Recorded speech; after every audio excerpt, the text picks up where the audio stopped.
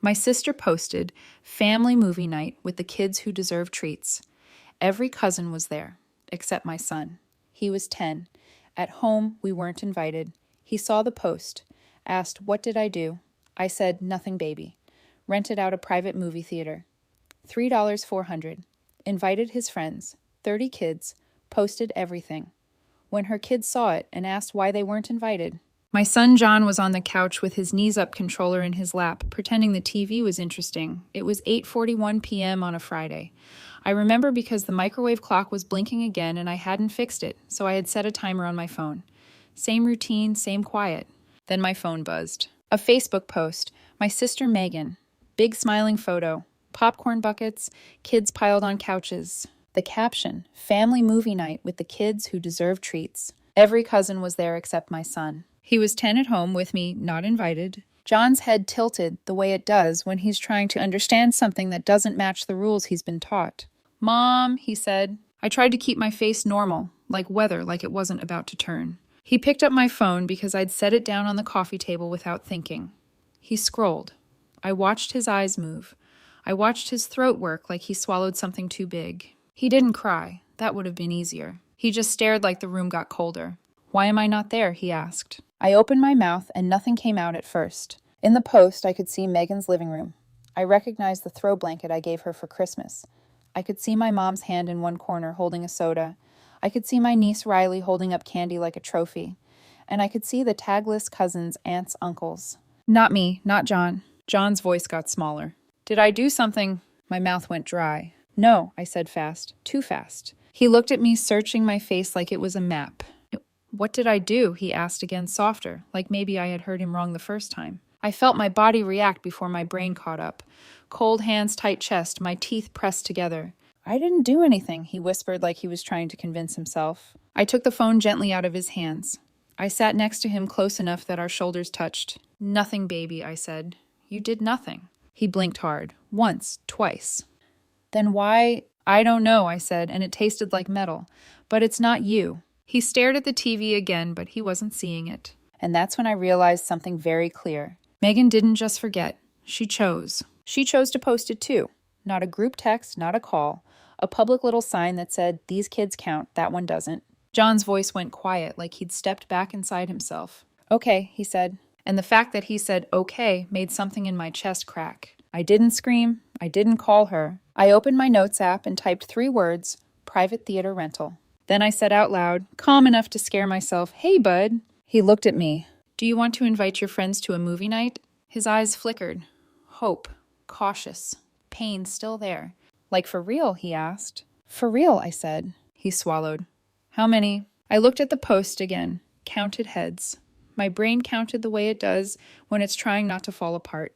Then I said, "As many as you want." John stared at me like I was offering him oxygen, and I picked up my purse. Because I didn't scream. I did the one thing my sister understands. I spent money where she wanted control. I'm Bonnie. I'm 34. I work in HR for a medical supply company in Plano, Texas. I'm the reliable one in the family, which is a polite way of saying I've been trained to make everything easy for everyone else. Megan is 37. She's my older sister and my mom's favorite project. Megan has 3 kids, 2 girls and a boy.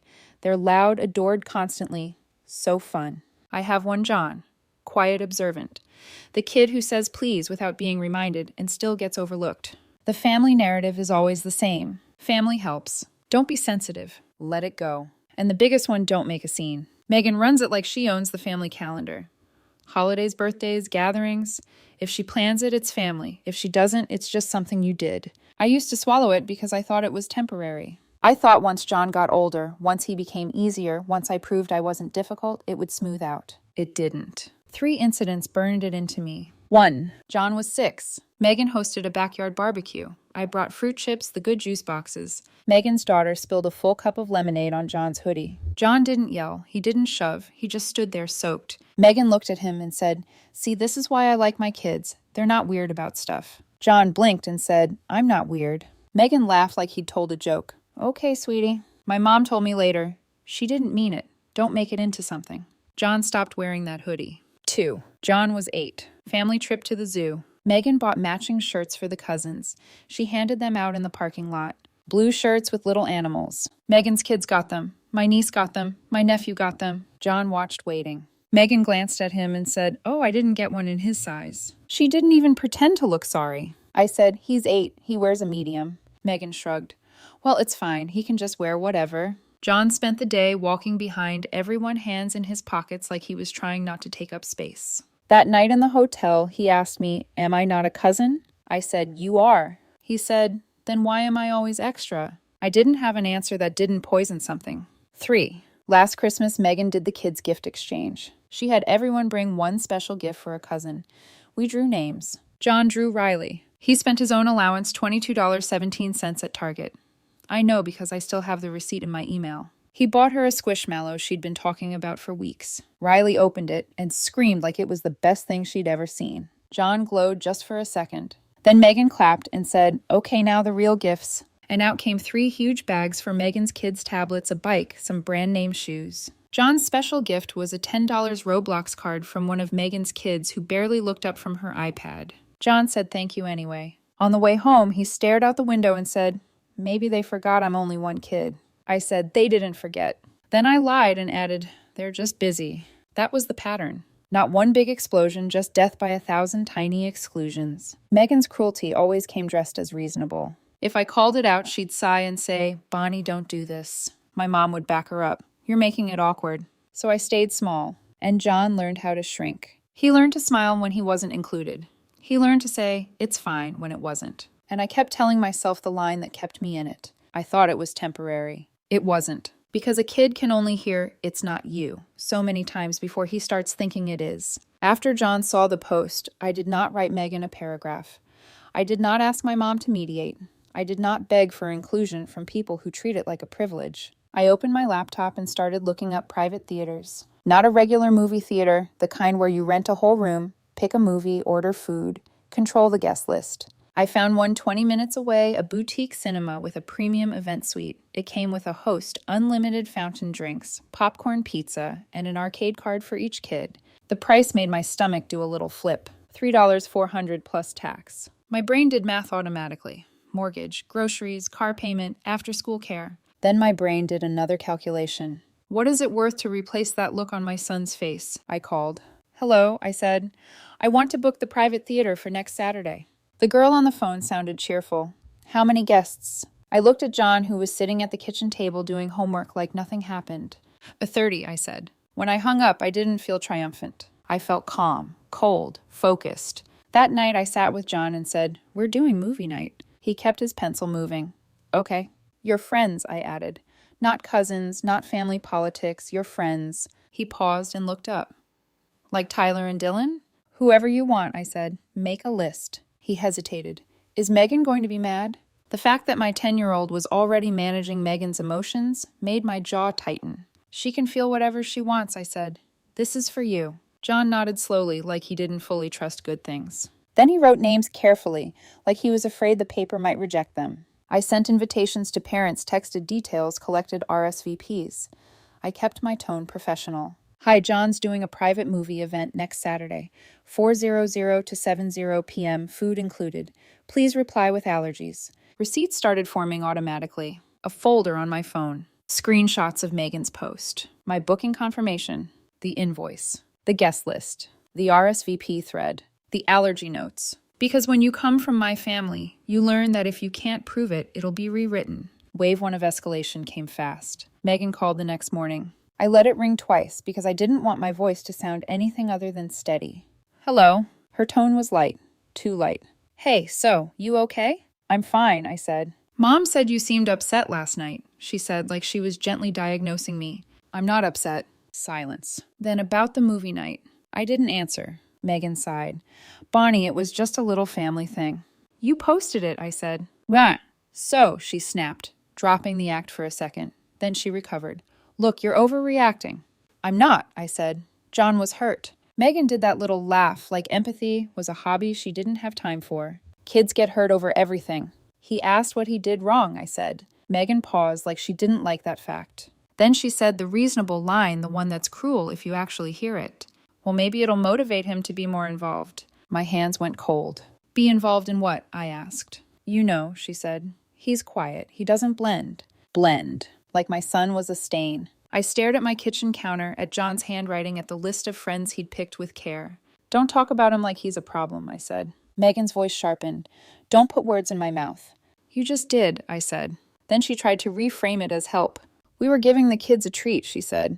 The kids who have been good, who've been showing up.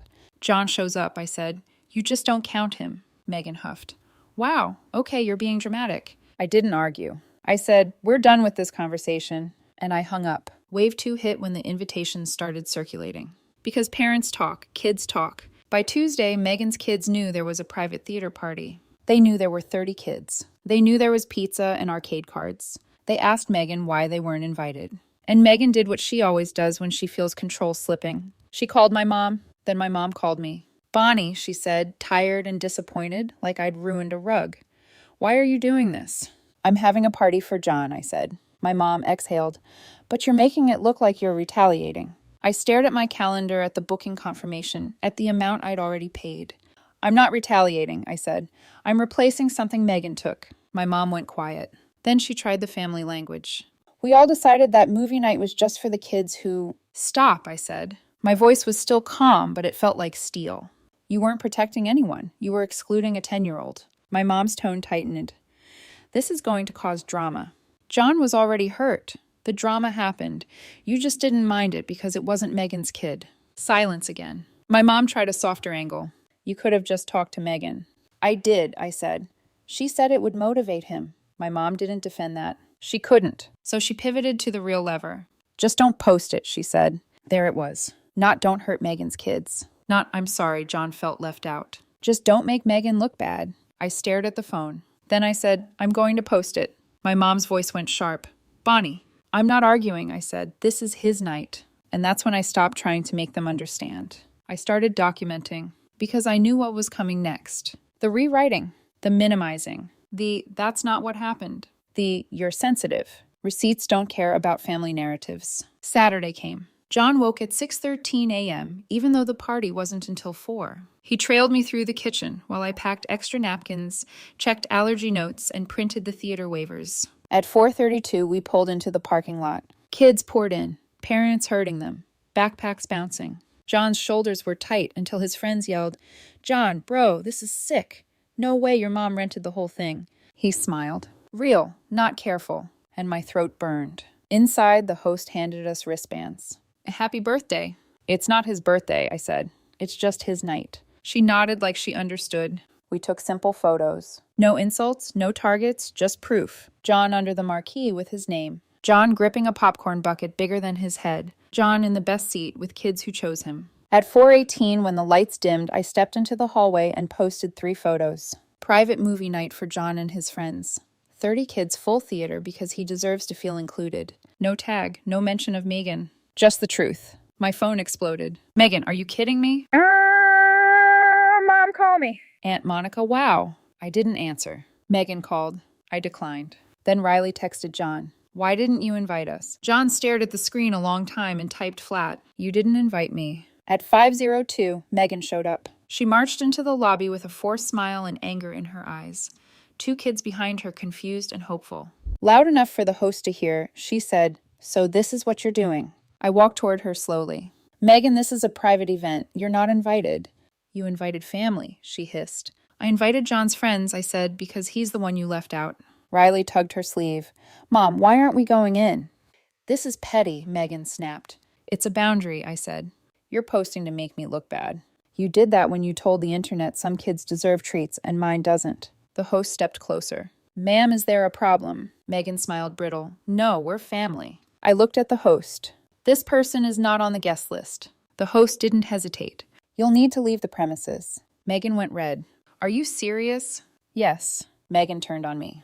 You're humiliating my kids. Quietly, I said, you humiliated mine first. Riley started crying because she was being told no. Megan grabbed her kids and announced loudly, Fine, we'll go since apparently we're not good enough. People stared. The host held her ground. Megan stormed out. My phone kept buzzing. Mom, you embarrassed Megan. Dad, unnecessary. Megan, you're dead to me. I didn't respond. I opened the family group chat and typed one line. John will not attend any event where he's excluded or treated like an afterthought.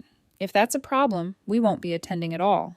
Then I turned my phone off. Access to me isn't a family right. The next morning, John ate cereal and hummed. Can we do that again sometime? Not for $3 400 inches, I said. And he laughed. Real. He texted his friends like it was normal, like he belonged. Our house felt steadier. Monday, Megan tried the apology gift combo. Movie candy, a theme park t-shirt, and a note. No hard feelings, let's move on. No apology. No John. I drove it back and left it on her porch. No note. Mom tried guilt. I don't like how this feels. I don't either, I said. But I liked how John felt being excluded even less. Megan's kids are upset. So is John. You could have handled it privately. She handled it publicly first. Dad texted, "You're dividing the family." No, I replied. Megan did. I'm just not letting John pay for it. A week later, Cousin's Day at a trampoline place. We were forgotten again, covered by a chirpy excuse. I answered, we won't be attending, and felt relief. John didn't ask what did I do. He shrugged at the photos. That's their thing. Then asked if Dylan could come over. Boundaries don't fix other people. They fix your side of the street. When my sister texted, "We're family. Don't do this forever," I replied, "It's not my problem anymore." I closed that door. If you ask me, so what's the moral of the story, I'll tell you. Silence is not peace, it's permission. When someone repeatedly hurts the people you love, staying quiet teaches everyone involved that it's acceptable. You don't owe toxic family members unlimited access to you or your child. Blood doesn't justify cruelty. Love doesn't require you to shrink. Protect your child loud enough that they never have to wonder if they're worth protecting. Boundaries aren't revenge. They're self-respect in action. You don't need anyone's approval to hold them. And the most important thing, your child is watching how you respond to their pain. Show them what they deserve by demanding it. Stop waiting for people to change. Build the life your child deserves right now with people who genuinely choose them. Because a child who feels excluded at home carries that wound for decades. But a child who watches their parent fight for them quietly, firmly, without apology, learns that they matter.